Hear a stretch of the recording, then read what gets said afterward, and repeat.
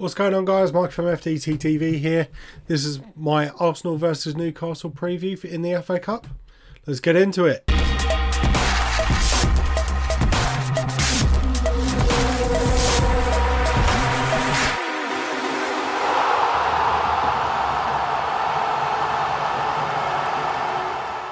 Hi guys, Happy New Year to you, and thank you for joining me on my FA Cup preview coming up against Newcastle.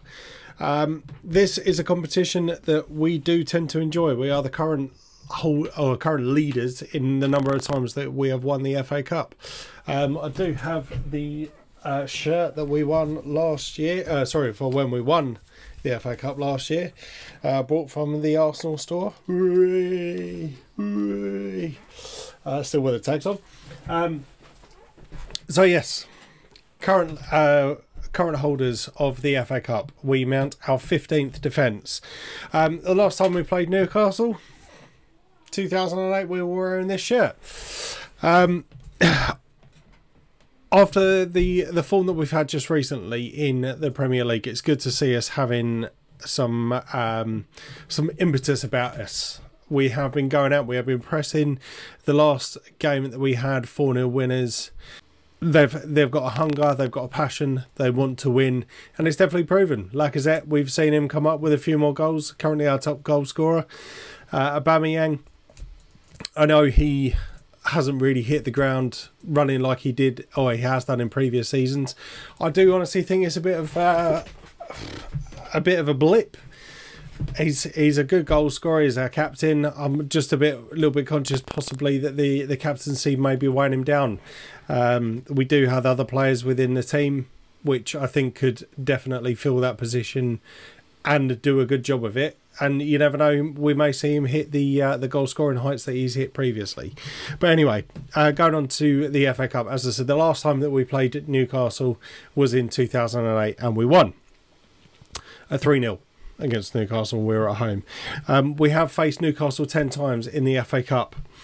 We have won 4, drawn 2 and lost 4. So granted, the losses seem to be more in the earlier days of the Football League, but still you never want to kind of count your chickens, and we need to take each game as it comes. I know that sounds very cliche, but with the way that we have been this season, I do think this is a competition that we need to take seriously, and I think the boss will. I think he definitely will take it seriously. He knows how much the club values the FA Cup and what it means to us, and depending on our league position, again, unfortunately to say it could be our route into Europe again, depending on how we get on in the Premier League. But obviously we need to get this round out of the way first. Newcastle currently sitting in 15th position in the league, and I know you can't really take league form into a cup competition because effectively it just becomes a derby. So it may end up, we may end up seeing a more rotated team to what we have seen over the last few weeks. I know each of the players will be fighting for their position in the cup because they want to prove to the boss that they can do it. There's a few players that we need to kind of watch out for from Newcastle. Callum Wilson, since he's moved from Brighton, has been brilliant. He's scored 8 goals already this season. Some Maximum and Joel Linton, we've all seen their pace and we know what they can do. They have pulled some shock results out already this season with a 0-0 draw against Liverpool a couple of weeks ago. They could be a tough team to break down. On the other hand of that, there have been some games where they have shipped goals against Leeds, Manchester City. It's a crazy one. It's a crazy one. I don't know how to call this one. Obviously, I'm optimistic, and I would like to think that we will get our momentum going, or continue our momentum from what we have been doing over the last few weeks. I think it's just going to be very much down to the squad selection. So whilst we're talking about that, let's go over to our squad selection. So there we go, guys. That's my team for the upcoming fixture. I have gone for Bernd Leno in goal. Obviously, we saw in one of the last games the frailties of the backup keeper, Alex Runarsson. for me, I definitely think we need to recruit more into that position, possibly, and send him out on loan. It just wasn't, or doesn't fill me with confidence. He's been a bit sketchy in other performances that he's had, but for me that was a bit of a shambles. But anyway, I have gone for a mixed back four again. I've gone for Ainsley Maitland-Niles again. Bellerin has hit a fine bit of form in the Premier League, and I think we need to keep him safe and keep him fit for the Premier League. So I've gone for Ainsley Maitland-Niles in the right back position. Again, he's a player that has a bit of pace about him. On the most part, he can be quite good. There have been some issues that we've seen with him in terms of positioning, silly challenges and all that sort of stuff. But I think on the most part, he could be quite good and keeping with the pace for some of the Newcastle attackers. Rob Holding, for me, has been the best centre-back, or the most consistent centre-back that we've had.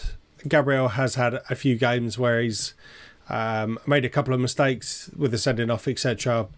I don't hold that against him. I think he's been absolutely brilliant, and he's been our player of the month for 2 out of 3 months already, possibly coming up to the third, which will be coming out shortly, I believe. But Gabriel goes back into the team if he's fit. I know he's been out with the coronavirus isolation issues, but for me, I'm not again holding this against Pablo Mari. Pablo Mari has been solid since he's come back in, and he's been an absolute steal. So for me, Gabriel does get in. But if he doesn't, I won't be too disheartened with Pablo Mari. Tierney, man of the match performance in the last game. It was absolutely incredible. And for me, because Kolasinac has gone out to Schalke again, Kieran Tierney needs his positions nailed on for me. Thomas Partey is another person I believe is coming back and could be available, so I have gone for him in the midfield position with Granit Xhaka.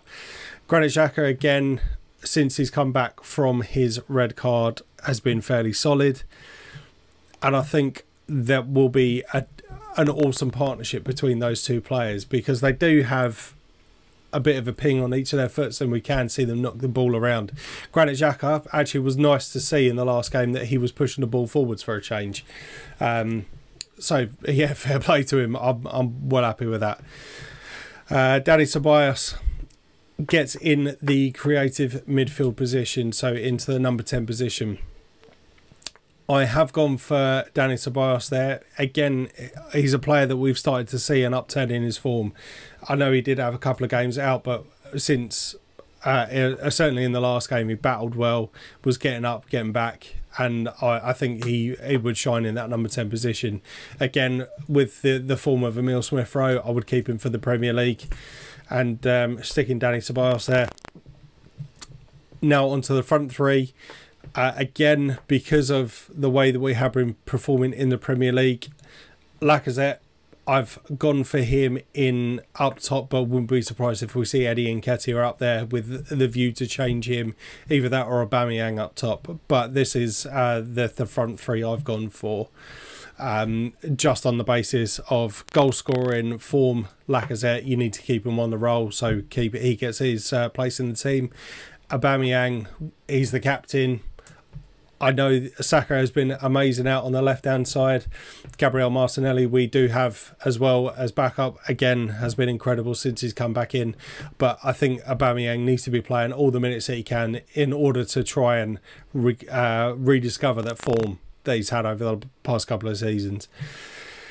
And likewise, for the same reason with Saka, I think he's going to be rested for this game because of the way he's doing in the Premier League. It's a tough one. I do understand why the bosses do have issues in trying to pick a squad, but for me, I mean, Willian got the last 20 minutes, I think, in the last game, but I would stick him in for this game because he did look a little bit more hungrier, and you never know, we might see the Willian that was playing for Chelsea last season. I hope so, because I know he was a free transfer, but he's one I was really excited about for coming into the squads. It's a player I've always admired, even though he was playing for Chelsea. But I do want to see him get on the score sheet, take some more shots in anger, a goal. And for me, it is questionable, but I think he's been better than Pepe. Some would argue that. And like I said, I've got the Premier League in mind. We need to gain some positions, and I think we're having the rotated team. This is one that we could see.